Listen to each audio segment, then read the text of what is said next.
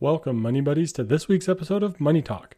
This week, we're talking about vision boards, finding your why, and how you can use emotions to your benefit. I'm your host, Skylar Fleming, and let's get talking.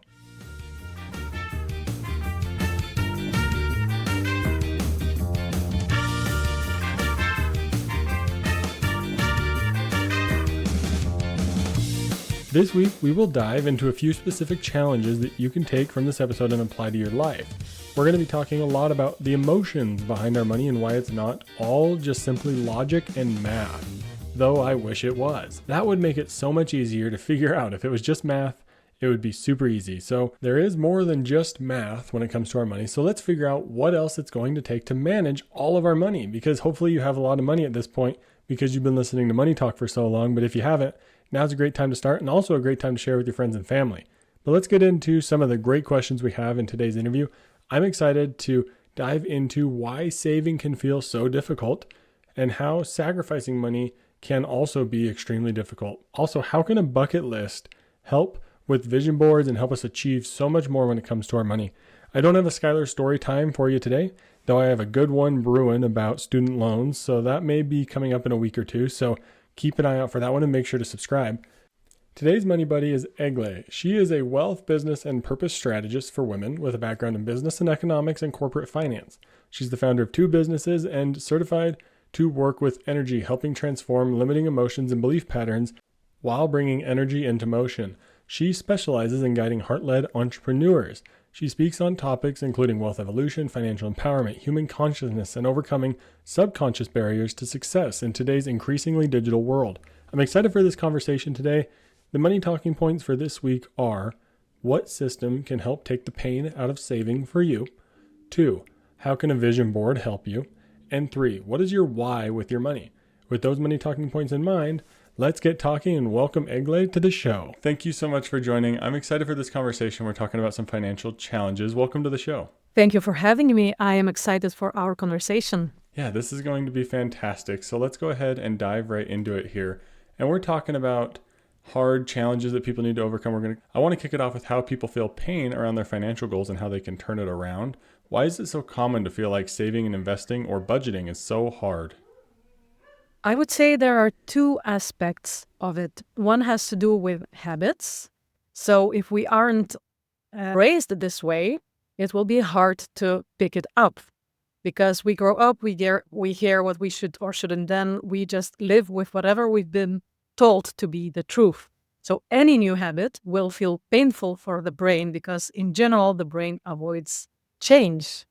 But secondly, why it's painful is simply because it feels like a loss. Once we have a resource, we can spend it now and enjoy whatever it has to offer, or we can delay the gratification. So if I would give any advice immediately, is of course to build structures and systems around it so you don't have to think or make a choice every time.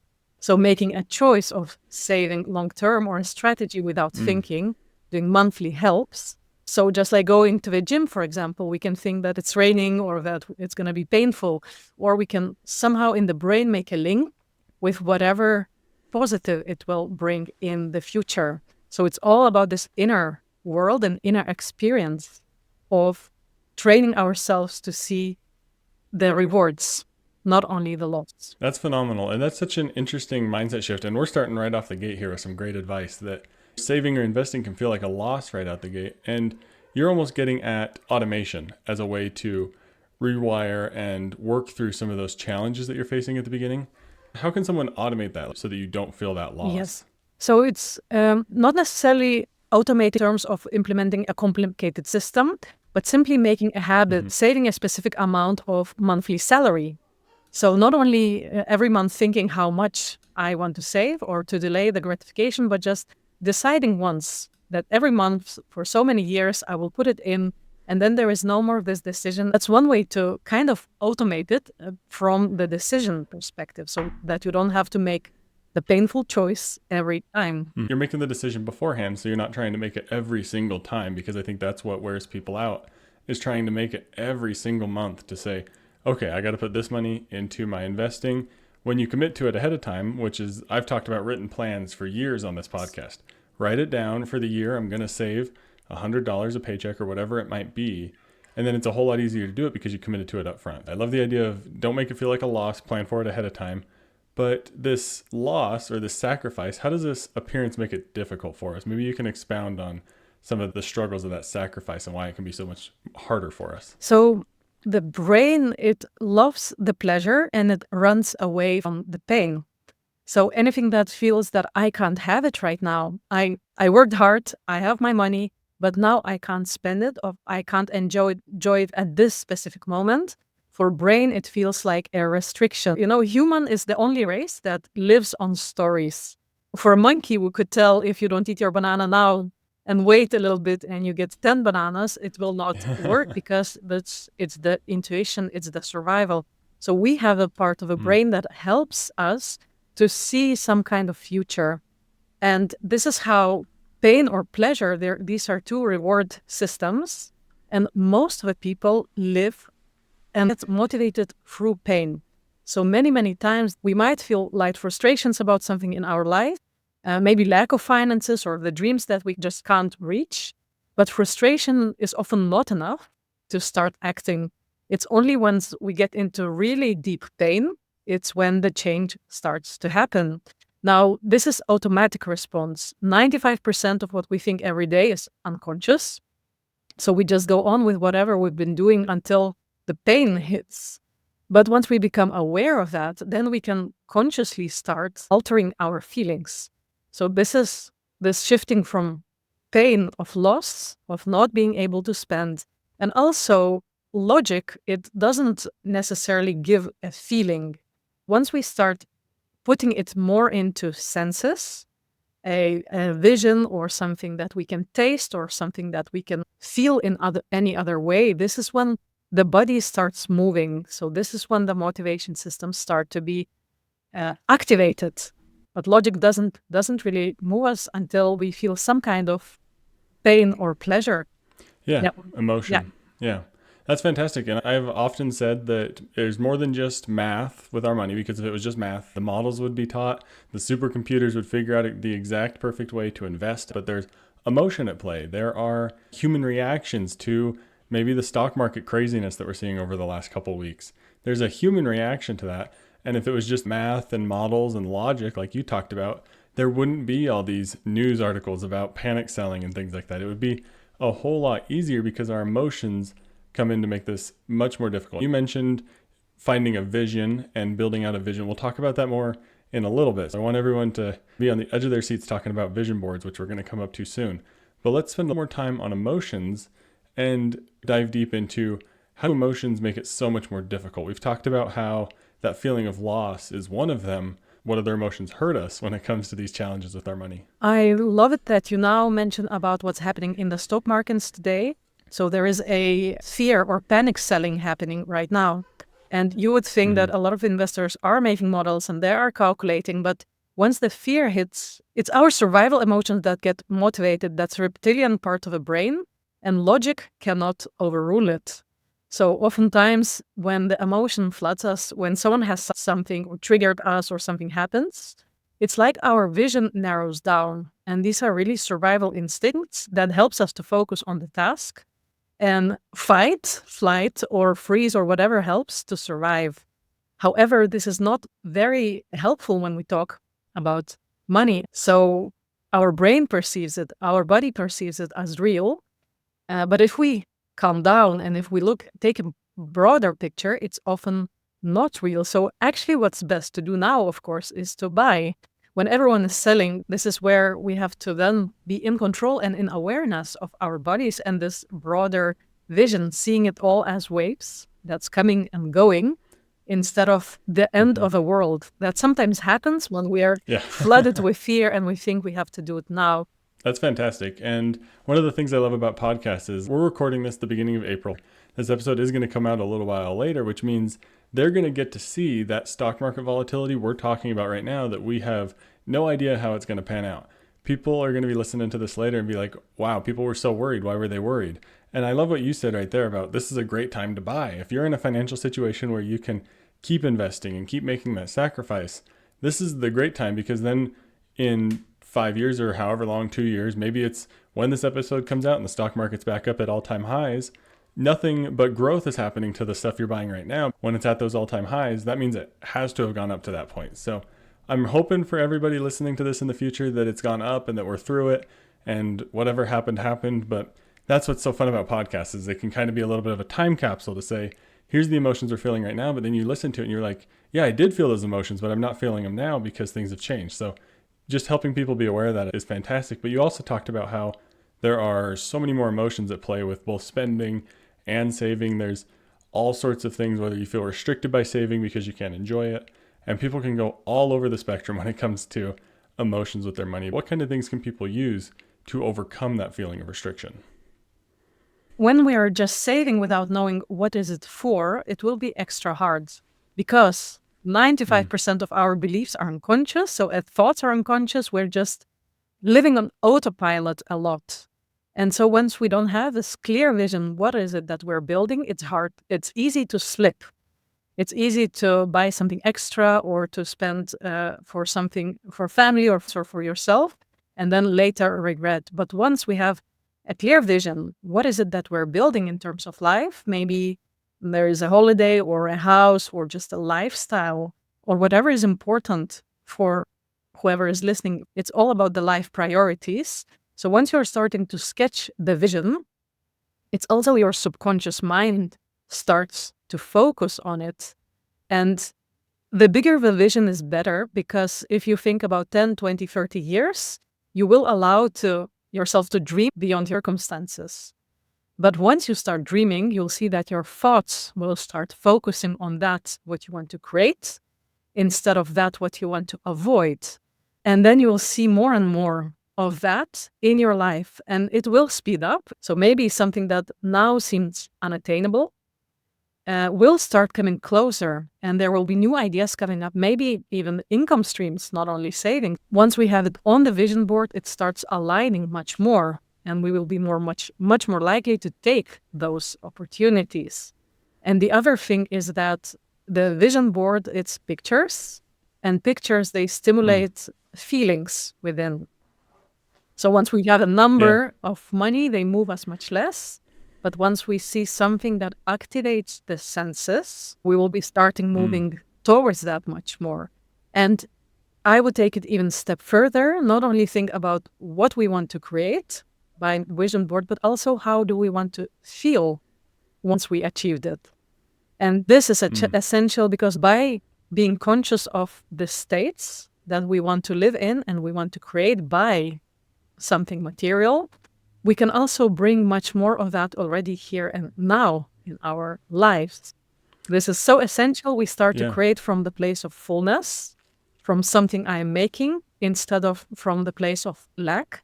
And that's something that I can't have, or I don't have, or I have to wait for 30 years to get it. It's completely different state of being. Yeah, that's phenomenal. I think right there, everyone, if you just listen to that 2 minutes of the podcast, that's a fantastic application of a way to make your investing, saving, and budgeting, like we talked about in the very beginning. When it feels like that loss, that's how you flip it around and you say, here's what I'm saving towards, making some sort of a vision board. I talked about, it's probably a couple months ago at this point, maybe 6 or so, that I talked with some guests and they said, use a whiteboard. It's a similar concept to what you're saying of write it down, write the goal down, write your feelings down, your numbers down. And you're even saying, take it a step further and use images. And I was thinking you could, if you're married, upload a picture of you and your spouse to some sort of AI tool and say, put these people in front of X mountains that you want to go visit or something like that. And it can maybe put you in the place you want to be. And you say, let's replicate that image and make it an actual real image instead of some sort of AI generated image. But it can still invoke those feelings of, I want to go there. I want to be there. I want to enjoy that. And then you can maybe write down a couple things of what will you feel when you get there? And then you can be on the lookout for it, be working towards it. Do you use vision boards in your saving and investing? How have you seen them help you out? So there is, I use a lot of writing. So I write about what I desire in my life a year from now, a few years from now, or sometimes I don't even attach time to it at all. It's more of crafting what I'm crafting in my life. And sometimes I make it visual as well. Yes. And I want to add, Nice. how does that help even more is a little bit of magic, but because we don't know what is it that we really want, and once we make it specific, it seems that unexpected ways open up. So let me give an example. You asked, how did it help me? Once I wrote down a list of 100 of everything that I wanted. Some things were quite small, but yet I didn't feel like spending money on it. What happens then is that Christmas comes or something comes, and then you start getting little checks. And my partner actually, he gave a check to me saying, you can get something in the shop from this, but I would think this is such a small amount that it's not even worth my time. But then I looked at my list, and I actually saw things on my list that I wanted to have, but I didn't feel it was worth the money. Yeah, and there's definitely, I've talked about it on past episodes, there's a lot of things coming up in this one that we're taking from a few episodes here and there of my show, and we're compiling it into one. One idea that I love that people gravitate towards is that when you start setting your mind towards something, doors magically open that make that opportunity possible, whether it's that giant savings for a huge vacation you want to go on, or it's those little things like you're talking about, because you wrote them down, now you're a little more aware of them, and sure, you probably would have got the money anyways, but like you said, was it enough to make you go find something to purchase, or would you have just funneled it into your savings? Probably just your savings, but you had a list of goals there, a list of ideas of things you wanted to accomplish, so you're able to move through that and check them off by being more aware of them. That's how those happen a whole lot more. It gets us going in the right direction. It gets us thinking, how can I save towards that vacation? How can I save towards these other little things that I want to purchase, but maybe they're not a priority? How can this direction of these vision boards and lists be so beneficial for us? Yes. So the more attention and time we spend on specifying whatever we want to create, the more energy and movement there comes. What you just mentioned is wonderful. So we might want this exotic vacation, but think that it's so far away that we don't really spend time.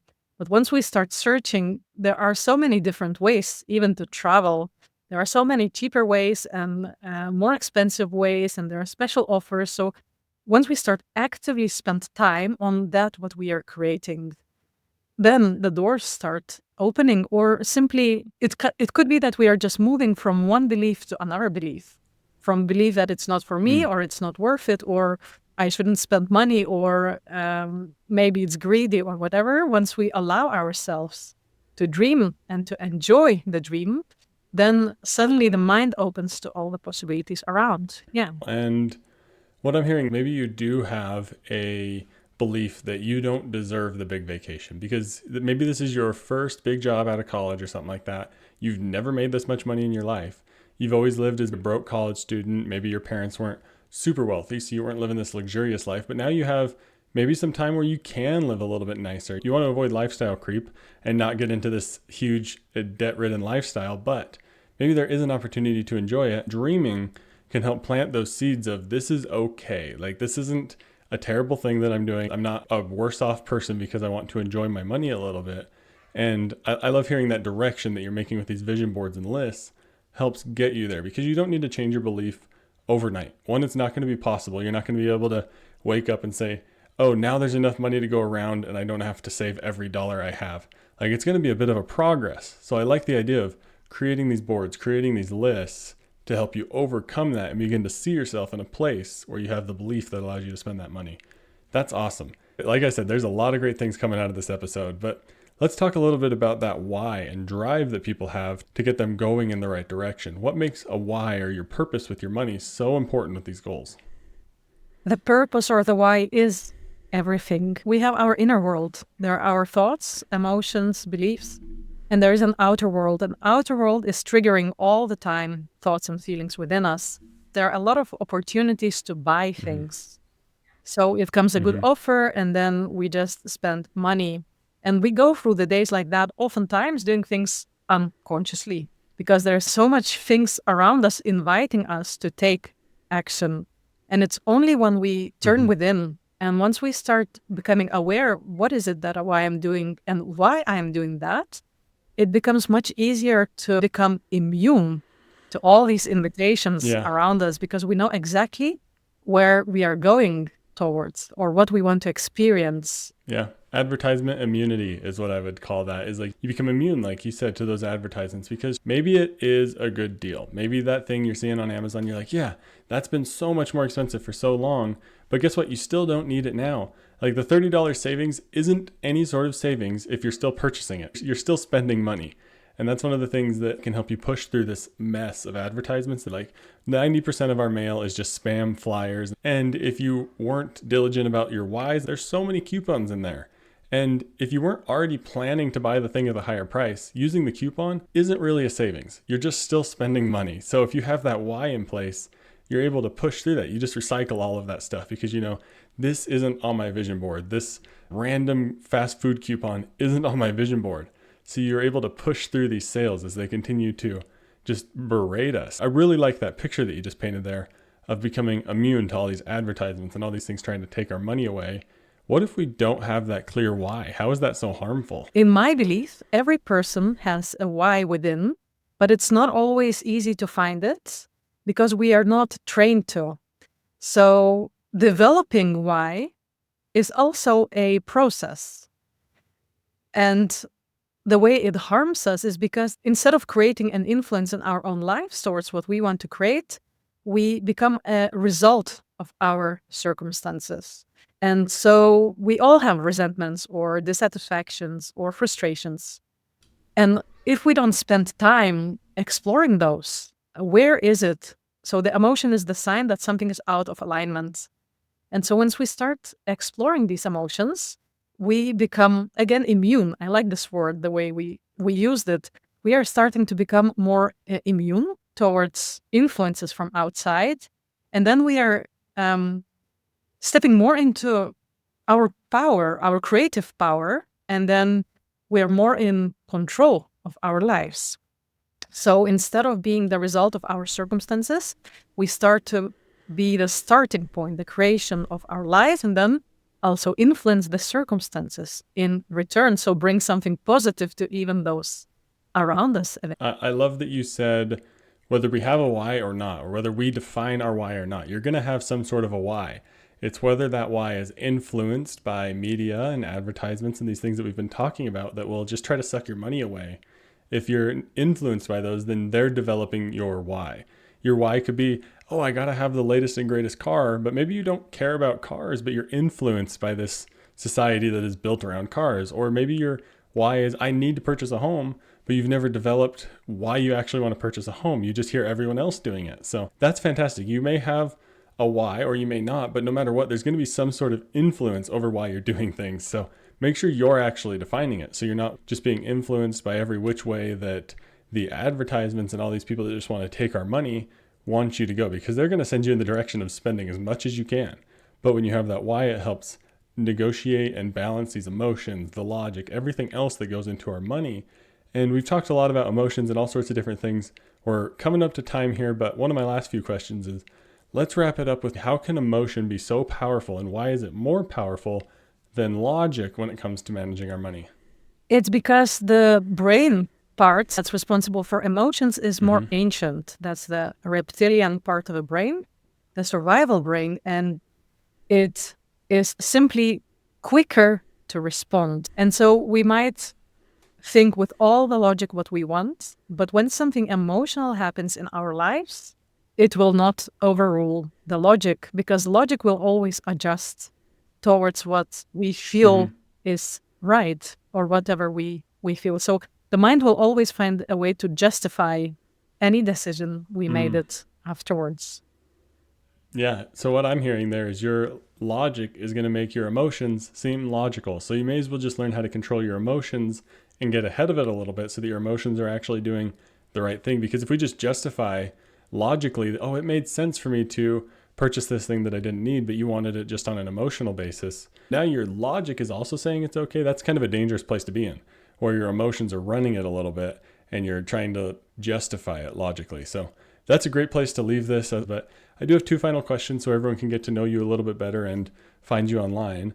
The first one is, how can people connect with you? And then the last one will be, what's one thing you wish you knew sooner about emotions when it comes to money? But to kick us off, how can people find you online? So I can be found on free social media platforms on LinkedIn, on Instagram and on Facebook, based on my name, Egle Aleknaviciute. And which will be in the show notes because I cannot pronounce it either. So it will be in the show notes. Excellent. And what I wish I knew earlier was all what we spoke about, that beyond the logic is emotion. Because I studied economics and business. Of course, economics is very social science, but we never went so deeply into what's happening within the person. So we looked a lot about the external circumstances, about statistics, about all kind of external things. But I wish I knew how much power we have in our inner world in shaping the realities that we live every day. Phenomenal. Mic drop moment right there to finish it off. Thank you so much for coming on the show. This has been a great conversation. Thank you.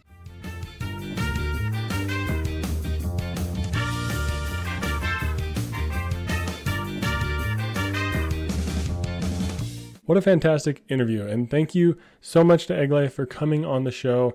That was a fun conversation, and I'm excited for these money talking points. The first one is, what system can help take the pain out of saving for you? Well, you got to start off with automation here, and I have an episode coming up about automation, so make sure you stay tuned for that. But set up your direct deposit so that it goes directly into your savings instead of your checking. Limit how much money you have to spend so that you are better off when you do spend that amount. If you set yourself up to automatically send 20% to savings and spend the other 80%, you're fine. You're living below your means. You're going to be okay. Your lifestyle will adjust. You won't feel a 1 or 2% increase to your retirement savings, especially because that is a place where automation is king, is your retirement savings. In speaking about retirement, one of my favorite books in this area is The Automatic Millionaire. It will help you set up a system that takes the pain out of saving because, like I said, that 1 or 2% increase, you are not going to feel it. Set up your systems now so that you don't feel as much pain. That way, when you look forward, you're going to have joy from the money that you get to enjoy in the future because you set it up now. And vision boards can be very helpful in this area, which is the second money talking point that we'll get to here in just a moment. But I want to talk about a whiteboard. You need to get a whiteboard. If you're listening to this and you don't have one, go back and listen to the episode with the Coastfi couple where they talked about how helpful a whiteboard is, but it's super helpful for my wife and I as well. Not only can it outline and write down all of your numbers, you can print out pictures and things like that and put it right up on it. It can help you begin to visualize what you're actually saving for, because it's so much harder to feel excited when you see $1,000 or $10,000 or whatever number just sitting in a savings account versus seeing $10,000 in a loan sitting there waiting to be paid off. It's so much harder to visualize that savings. But when you have a whiteboard, you can visualize it. You can put up a way to visualize it. You can draw it out. You can be all fancy with it. It makes it a whole lot easier to visualize your savings because it's so easy to visualize a loan or debt or an obligation. So make it easier on yourself with a vision board or a whiteboard to envision your savings plan. That does it for the first money talking point here. The second money talking point is, how can a vision board help you? Well, I've already started talking about this on this episode with a whiteboard, but you can also gain increased focus and awareness. You can expand your opportunities by taking real time to sit down and dream. By actually visualizing them, writing them down, you can begin to shift your mindset in the background. And one of those things that just kind of magically works and those opportunities and doors will open, makes it a whole lot easier to make things happen when you've written it down and you've visualized it. You heard us talk about how those magic doors will seem to open, and trust me, they will. I certainly believe this is true. You will be more aware of ways that you can progress toward your goal. You'll somehow seem to just run into money that you can funnel in the right direction. Now, this is the key thing here. The money was already there. You were already going to run into it, or it's already in your savings. You just didn't know where to send it. So that's what made it so you didn't really think about the money too hard and it just kind of sat there. But now that you're going to know where to send it, you're going to feel like suddenly there's money flying at you from every sort of direction because you know where to actually move it and think about it. It used to just come into your life and move right along without paying any attention to your goals. But now, after listening to this episode, you're going to go ahead, build out that vision board, and you're going to know exactly what to do with the next dollar you get. So the next time you run into money, it will be a whole lot easier to meet your goals and not feel the pain of saving when you start to think about how you could possibly spend the money. Vision boards will also help you when it comes to spending, though. If you know what you want to spend on, then it makes it a whole lot easier to do it when the time actually comes. Think about vacations or big ticket items. If you've been waiting and saving and dreaming of the day when you finally get to purchase that big item, Then when you get to do it, it's a whole lot easier to not feel guilty about it if you've had it written down on your vision board and if you've been planning for it. I hope you're able to see after this money talking point how a vision board or a whiteboard or whatever you want to document your dreams, ideas, and goals on. I hope you're able to see how it will help you, especially with your very next dollar. But I got one more money talking point for you here, and let's go ahead and dive into it. What is your why with your money? I really like the point that we made in the interview today, where if you don't have a why, if you don't have one built out, it will be influenced and determined by all the advertisements, ads, and whatnot that are constantly being thrown at you out there. This is why you have to develop your why to develop advertisement immunity. And that is a term that I'm going to coin right now. I like the idea of building up advertisement immunity by gathering your why with your money. I really like it. I'm going to teach about it even more. I'm going to do some more research on it. So make sure to subscribe. Maybe we'll have some future episodes about that. But when we aren't influenced by ads and everything else around us, it makes it a whole lot easier to stick to our goals. Think about the tariff news and whatnot, right? Tariffs can make you, if you're not stuck with your goals and know what you're doing with your money, make you suddenly feel like you need to go out and hoard all these things that are maybe going to get increased prices, but who really knows, because it'll change in 90 days or 30 days or tomorrow or who knows. So combine this why with your vision boards and you're going to be unstoppable. You are going to be absolutely on the right road with your money when it comes to identifying your why, using a vision board and then setting up a system or automation around all of that. You are unstoppable. There's no ad that's going to be able to derail your financial plan with some sort of impulse spending that you don't really want to do. You're going to be able to live below your means and stick to it, retire, and do whatever you want with your money when you're able to combine these 3 money talking points that we talked about today. And don't stop there. Share it with a friend. Go and have a money talk about one of the topics that really stuck out to you today and figure out what you want to do with your money, map it all out, and go for it. If you have any questions, please use the link in the show notes. Schedule a time with me. I'd love to talk through any one of these 3 money talking points with you and help you figure out how you can implement it into your life. But there you have it. 3 great money talking points today that you can take, get your friends or family together and have a great money talk. But to wrap up today's episode, I hope you learned a lot. This was a great one. I appreciate all of our great guests and how much they bring to the table when they come on the show. Do you have someone that you'd want to hear on the show? Send me a text using the link in the show notes about who you'd want to hear, and I'll see about getting them on the show. Wouldn't it be exciting to hear a money talk with someone who you listen to or watch elsewhere? But remember, the link to send me a text is in the very top of the show notes, and include your name or a phone number if you'd like me to reply. I really hope you're liking the new website and new features that I've brought to Money Talk. I know I'm really liking the new website, and I'm still working very hard on my CFP studies for the CFP exam in July. But if you need any help with your finances, I'm always available for a free chat at moneytalk.show/chat, or check out the free resources on my website to get some simple yet powerful money talks started. Here's a quick rundown of the 3 money talking points from today to send you off with. One of the most effective ways to take the pain out of saving is by setting up systems. Automate your saving, adjust your lifestyle gradually, and reduce the emotional toll of decision making. Tools like direct deposit and small, consistent changes can make a big impact over time. We also dove into the power of vision boards, not just as decorative tools, but a way to focus and hone in on your goals, shift your mindset, and visualize the joy behind your savings and spending. Because when you're working towards something, it's easy to say no when it's on your vision board and you've already planned it out. Vision boards will also help you spot opportunities and redirect your money more intentionally. Finally, we talked about finding your why, the driving force behind all of your financial decisions. Without a clear purpose, you risk letting advertisements and outside influences shape your goals. So develop your why and develop advertisement immunity today. Connect that to your vision boards and your systems, and you are going to be on the right path. So now is the time to find your why, build your vision board, and set your system, and then let your emotions work for you, not against you. But thank you for listening to today's episode. The best way to stay up to date and connected with all things Money Talk is to subscribe to the podcast and sign up for my email list. Head over to moneytalk.show and submit your name and email right there on the homepage. You can also use the contact page on my website to send me any questions. If you're looking to get started with budgeting, I've partnered with My Budget Coach, a platform that connects your budget directly with your financial coach. I'd love to work with you over there and help you with your budgeting. The link is in the show notes. Remember, the best way to learn from today's episode is to go and have a money talk about today's topic with a fellow money buddy. Thank you for listening to this week's episode of Money Talk. I'm your host, Skylar Fleming. Have a great week. Thank you for listening to Money Talk. This show is provided for informational and entertainment purposes and may not be specific to your unique situation. Please be sure to do additional research before making any financial decisions.